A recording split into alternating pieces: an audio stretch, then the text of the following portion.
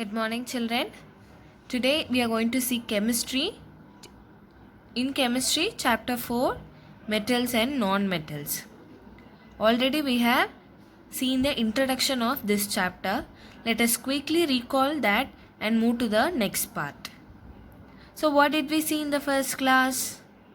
We saw first what is a metal and non-metal. How are they obtained? Right? So the metals and non-metals are the elements which are all present underground as rocks body. So from these rocks, by the process of mining, we extract the metals.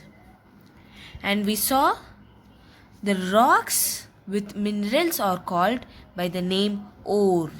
So first, what is a mineral? A mineral is a group of elements giving metal. So consider this as a rock having a group of elements like iron, gold, silver and platinum.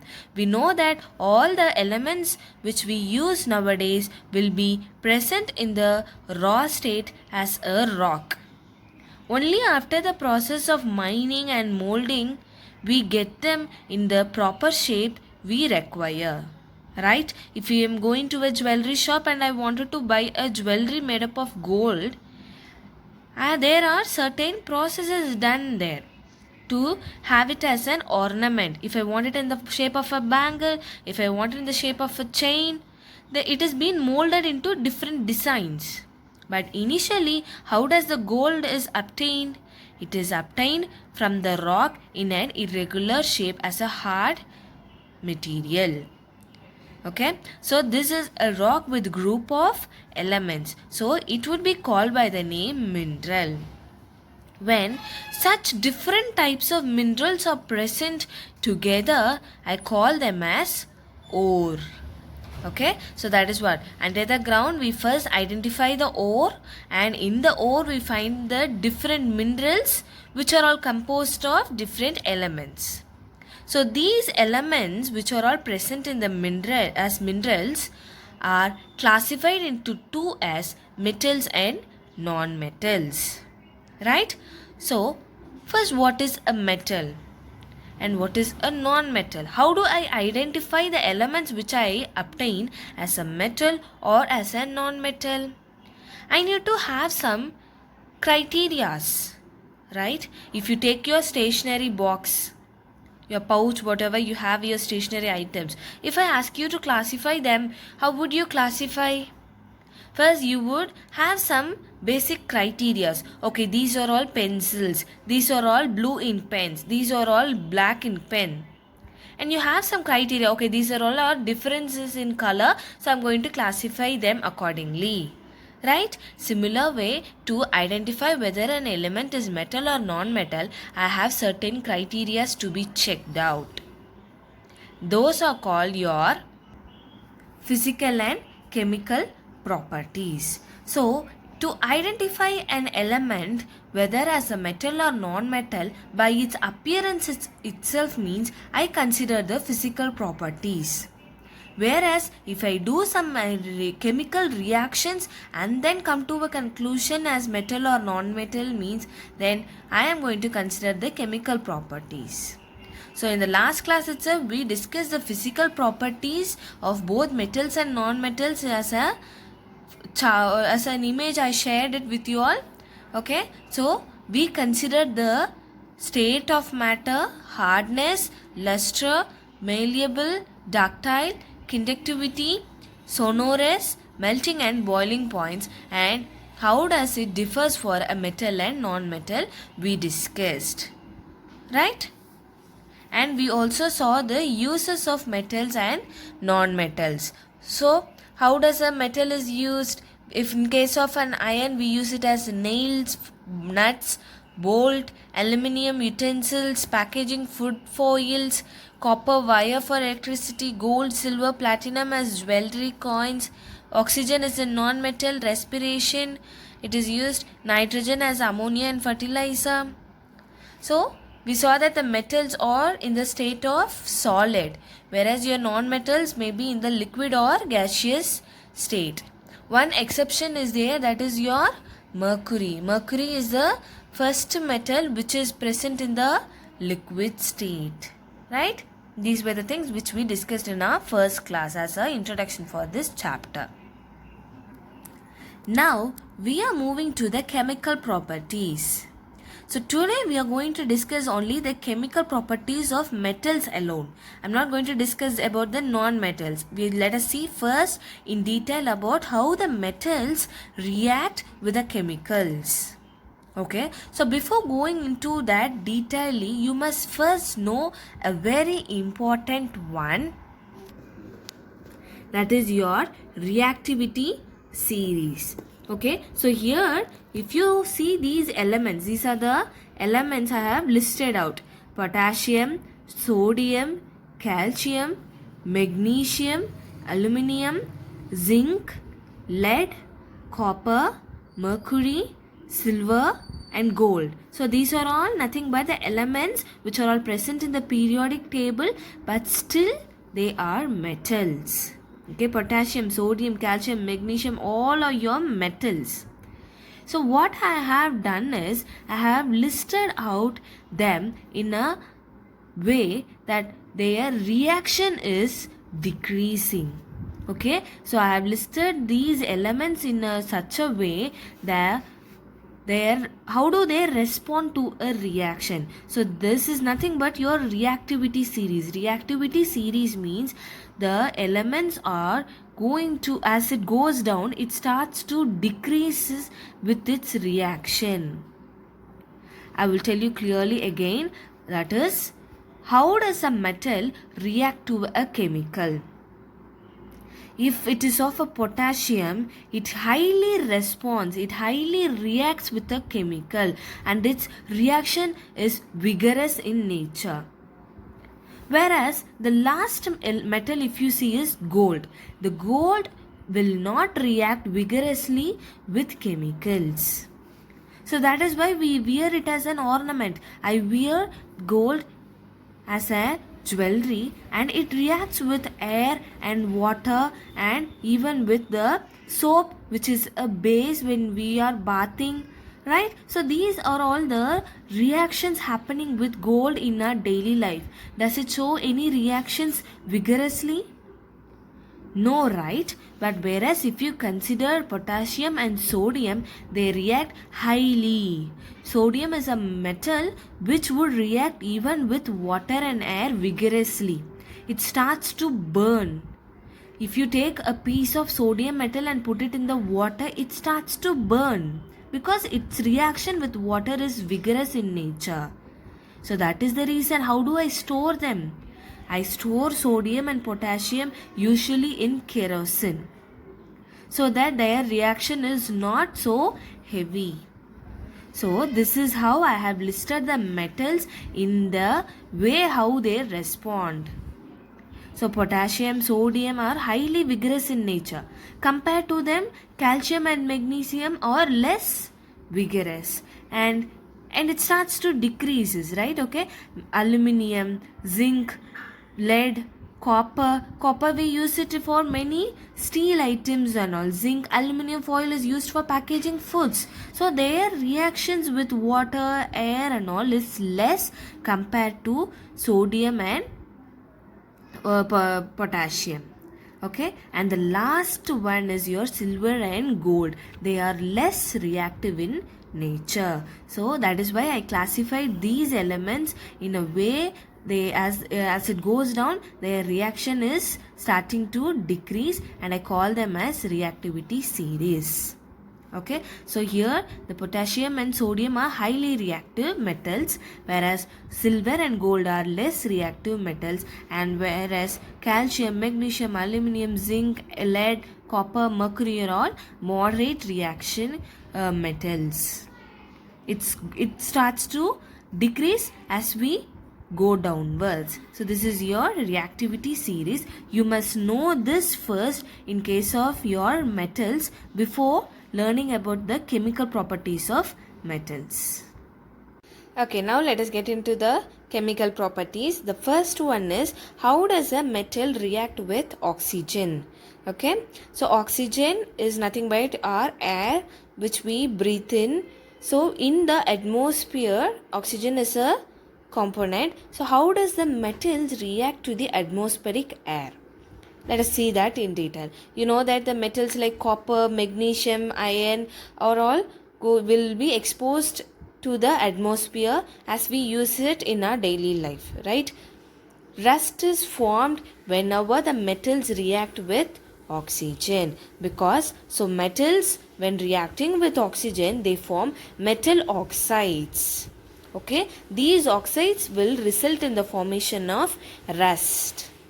So rust is nothing but, we have seen the iron rods which is left over in the atmosphere for few days, and if we go and see after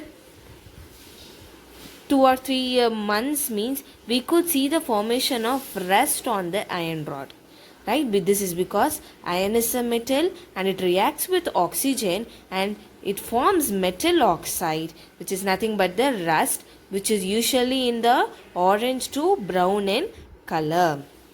So if you see here, the exact balanced equation of the rust formation is 4Fe plus 3O2 plus 6H2O gives 4FeOH thrice. Okay, so this is oxygen is your present in as a component present in the air. And how come the water came here, ma'am? If you ask me, this is nothing but your moist air. Okay, so in the atmosphere even rain comes, and the iron rod which you have exposed it also may be supposed to be in the rain. So these all are the factors which leads to the formation of rust. So rust formation is observed in the case of the metal iron. Okay, the next metal if we discuss in the sense, let us take as copper. So copper, when it is exposed in the atmosphere, that is when it is exposed to the oxygen, or in case of moist air, how does it react? It results in the formation of copper hydroxide. Copper hydroxide is nothing but CuOH twice. There is not necessary that you should know about these equations. We usually learn this by taking all to the laboratory, but since this is an online class, I need to explain you about the equations also. After this video, I have attached you a reference video. If you see there, the animated video will explain you how the laboratory results of these reactions are obtained. Okay, so when copper is exposed to the atmospheric air which has oxygen as well as water and as well as carbon dioxide as its component, the copper hydroxide is formed. You could have seen that the copper rods will develop a green color layer formation on it when it is exposed in air. Okay, that is because of the formation of copper hydroxide, which is usually green in color. Whereas when iron is exposed to the oxygen, it forms rust, which is orange to brown in color. Okay, so the concept behind here is the metals when reacting with oxygen they form metal oxides, or in case of copper it forms copper hydroxide. So whether these metal oxides are acids or bases in nature, how do I find it? How do I find it in the sense, once the rust is formed or once the copper hydroxide is formed, I collect certain samples of it and I dilute them, create it into a solution. Okay, so when anything is in the solution, now I can test it using a litmus paper to find out whether it is a acid or base. Okay, so if I find it using the litmus paper, I found that the metal oxides are bases in nature. They are initially basic in nature. Okay, so they are all weak bases. So that is why whenever I touch a rust iron rod also, there is no kind of irritations formed in my hand. Clear? Now let us move to the reaction of the metals with water. Okay, so to understand this better, I am going to consider the metal sodium. So I have already told in the video that sodium is a metal which is highly reactive. It is going to react vigorously in case of air or water also. They burn. So I usually store the metal sodium in kerosene since it is highly reactive. So now I am going to take this sodium form to understand how the metals react with water. Metals when reacting with water also they form oxides or hydroxide along with the heat evolution. Okay, we have already seen this example in case of copper. Copper is reacting with oxygen, carbon dioxide and even with water. So what did I get in turn? I got the hydroxide. So metals form oxides or hydroxides when they react with water, and they form oxides when they react with oxygen. And even in your lower grades you have learned that bases usually exist in the form of oxides or hydroxides, right? So again we are getting hydroxides. If I test it using litmus paper in the form of a solution, I find out that the metal oxides and metal hydroxides are basic in nature. Okay, even without the testing also, by the product obtained I am able to tell its nature as basic or acid. How come? In the grade 7 we have learned that the bases usually are oxides or hydroxides. They exist in the form of OH twice or CO2, bicarbonates, carbonates, oxides, hydroxides are all your bases, right? I'm sorry, I've written it as basic. Okay, no problem. Bases or basic, we usually tell like that. And reaction with acids. This is the third point we are going to see. How does a metal react with in case of an acid? It forms a salt. Salt plus evolution of hydrogen gas. So how do I identify that the metal when reacting with acid produces hydrogen gas? Because gases are not visible to us. It can be either smelled or it can be identified by some other means, right? So how do I know that the metals produce hydrogen gas on reacting with acid? I test it with a burning matchstick. When I put some metal pieces with an acid and I obtain a salt, as well as the hydrogen gas would be evolved out. So in a test tube I would bring the burning matchstick near to the test tube where the metals and acids are mixed.